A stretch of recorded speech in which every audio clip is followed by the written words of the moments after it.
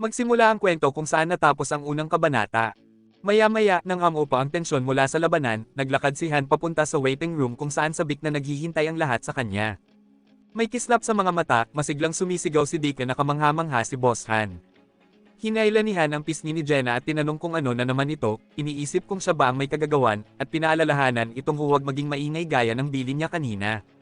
May luha sa mata, ipinagtanggol ni Jenna ang sarili at sinabi lang niya ang totoo, ngunit pinaalalahanan siya ni Han na tumahimik na lang. Samantala, ipinahayag ng iba ang kanilang pasasalamat kay Han sa pagharap sa mga mersenaryong nagbanta sa kanila gamit ang espada, binaha siya ng papuri at taos-pusong pasasalamat. Napabuntong hininga si Han at sinabi na baka may maling pagkakaunawa ang mga tao, ngunit sumabat si Owen at sinabing alam na nila ang lahat. Giit ni Owen, hindi sila makakapal ang mukha at nais pa rin nilang magpasalamat kay Han dahil utang nila dito ang kanilang kaligtasan. Sa ikinagulat ng lahat, sinabi ni Han na iniligtas lang niya ang mga taong kinakailangan, at iginiit na isa pa lang siyang baguhan na walang kinalaman sa kanila. Naguluhan ang mga nagpapasalamat sa kanya, hindi maunawaan ang ibig niyang sabihin. Ngumisi si Han at sinabing lubos na nagngangalit ang Master. Ipinatawag ng Master ang anim na tinaguriang walang silbing bayani, sina Louis, Jeffrey, Owen, Andio, Arnold, at maging si Duncan. Nabigla sila, ngunit sinubukan ni Owen na magpakatatag at ipinaliwanag na gaya ng dati, maghahanap lang sila ng mga goblin. Sa sandaling iyon, napaisip si Jenna, kung normal na formation lang, 5 lang ang tatawagin. Pero 6 ang tinawag ngayon, para saan kaya ito? Sinabi ni Han na malinaw naman kung para saan, edi synthesis. Nagulat ang 6, at mariing tumutol si Owen, iginiit na ginawa nila ang lahat ng makakaya nila.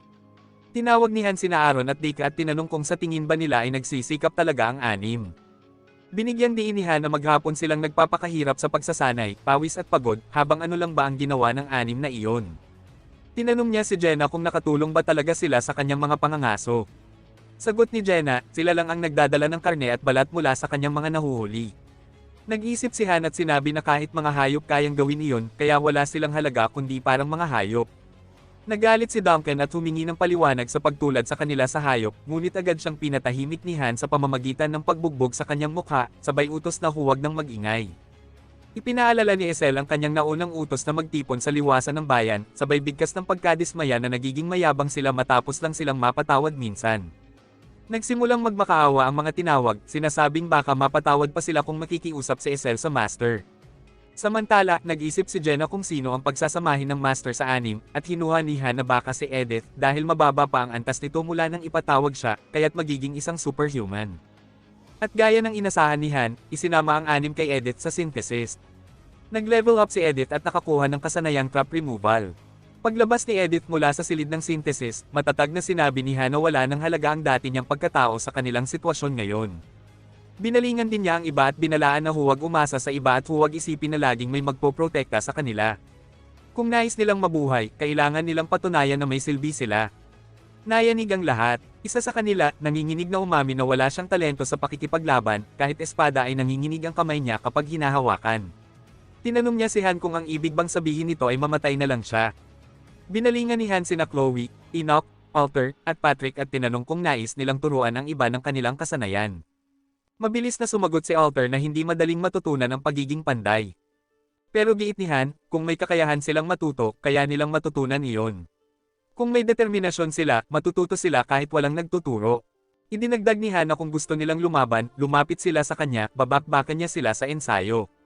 Nag-atas siya, si Jenna bilang guro sa pangangaso at paghiwa ng hayop, at si Enoch para sa paggawa ng kahoy. Binigyan din niyang laging may paraan para mabuhay, ngunit hindi pa sila kumikilos. Sa kabilang banda, nag-log out ang Master. Pagkatapos, lumapit si Jenna at sinabing masyado raw magalang ang kanilang boss, na sinagot naman ni Han na kung ganoon siya, at ganoon din si Jenna, siguro nga. Sinabi ni Jenna na nakakatawa siya. Dagdag pa niya, tinuruan siya ni Han ng paraan para mabuhay. Napaisip si Han na tama si Jenna, kung susundin nila ang sinabi niya, hindi sila mamamatay sa hangal na paraan. Naisip din niya na ang galit na ipinakita ni Master Whatever ay pawang pagbuhos lang ng emosyon. Pero kahit hindi iyon nangyari ngayon, tiyak na mamamatay din ang 6 dahil sa kanilang katamaran at kakulangan sa pagkilos. Pinag-aralan ni Han na papalapit na ang ika-10 palapag, at doon magsisimulang dumating ang ika-2 grupo. Sinabi ni Han na nandoon ang Master, at darating din ang kanlurang grupo. Malapit ang ugnayan nila, at sa halip na isang grupong pangalan lang, gugustuhin ng Master na magkaroon ng isang koponang kayang sumabay sa pangunahing partido. Kinabukasan, nilapitan si Han ni Chloe na may dalang tray ng tinapay. Ipinakilala niya ang babaeng katabi niya na nagpakilalang panadero. Tumikim si Han at sinabing hindi niya maalala na may makukuhang trigo sa kantin. Ipinahayag ni Chloe na giniling ng babae ang patatas upang gawing harina. Pinuri iyon ni Han at sinabing habang dumarami ang pagpipilian sa pagkain, mas bumababa ang stress sa waiting room. Idinagdag niyang dapat may trigo sa daily dungeon na tinatawag na Singmeal Highlands at maaari silang maghanap doon. Pagkalabas niya sa kantin, nilapitan niya si Edith at pinasunod papunta sa lugar ng pagsasanay. Pagdating nila, abala si Jenna sa pagpapahusay ng kanyang kasanayan sa pana. Pinutol ni Han ang kanyang ensayo at iniutos na makipagsabayan siya kay Edith gamit ang mga patalim. Nag-alinlangan si Jenna dahil ang pangunahing sandata niya ay pana, pero pinatigil siya ni Han sa pagrereklamo. Nagsimula ang laban at sumugod si Jenna, ngunit nakaiwas si Edith ng mabilis.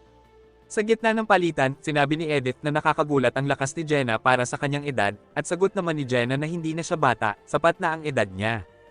Gumanti si Edith at nagsimula silang magpalitan ng mabilis na atake.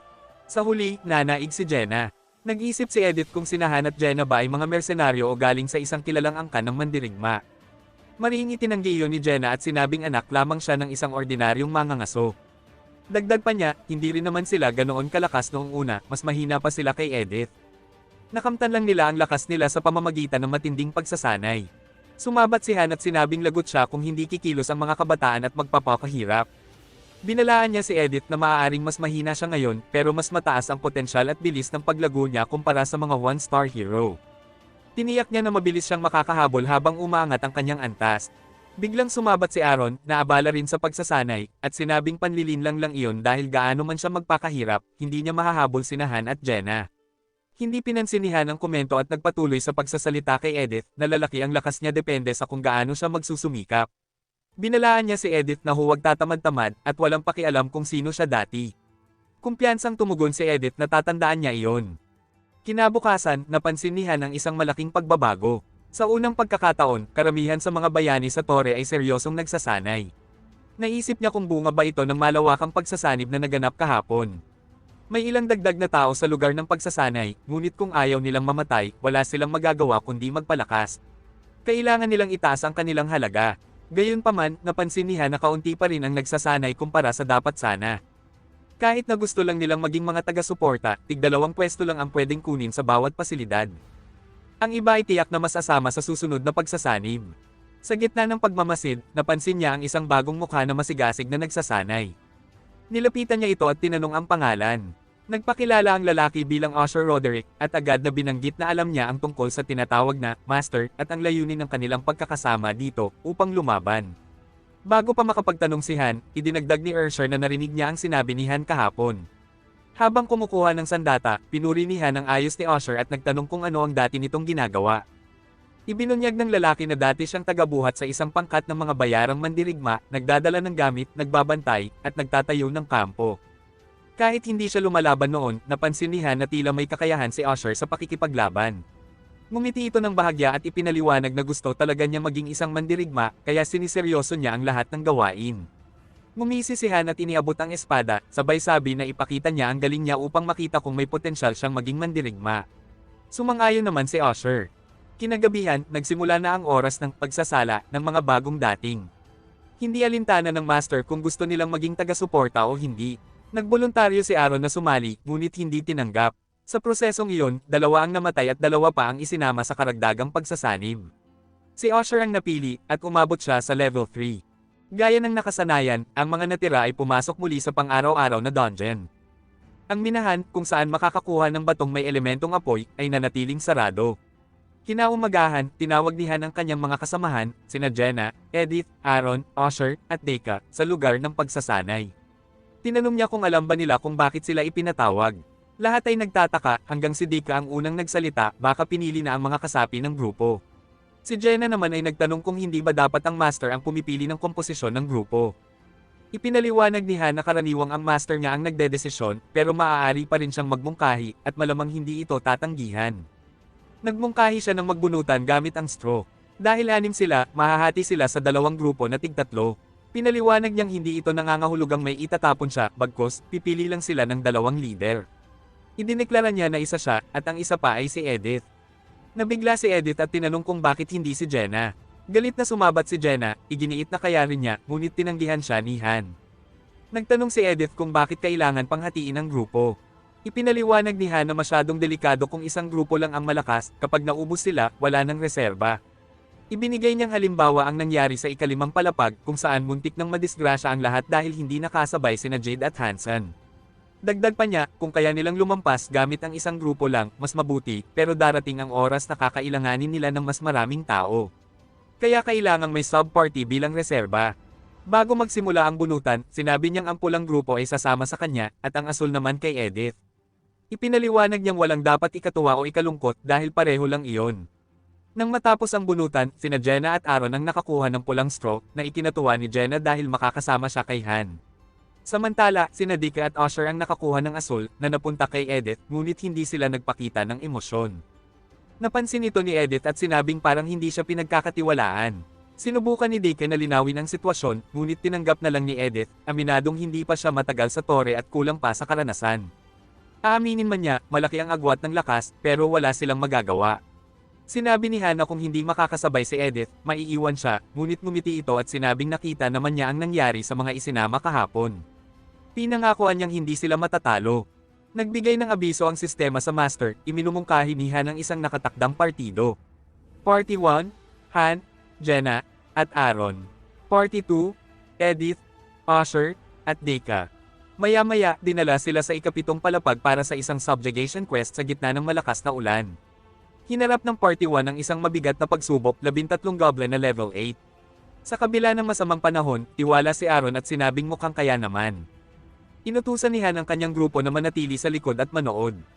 Iginiit niyang siya na lang ang papatay sa lahat. Nang sumugod ang mga goblin, ginamit niya ang kanyang berserk skill at pinabagsak silang lahat ng napakadali. Nang matapos, iisa na lang ang natirang nanginginig na goblin.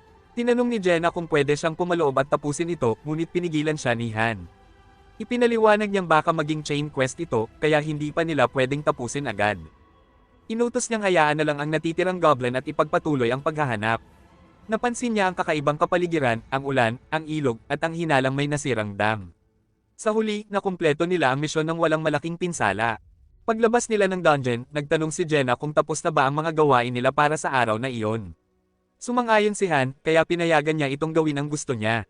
Nagtanong naman si Jenna kay Aaron kung ano ang balak nito. Sagot ni Aaron, pupunta siya sa lugar ng pagsasanay, ngunit pinayuhan siya ni Han na huwag sobrahan, baka masira ang katawan niya.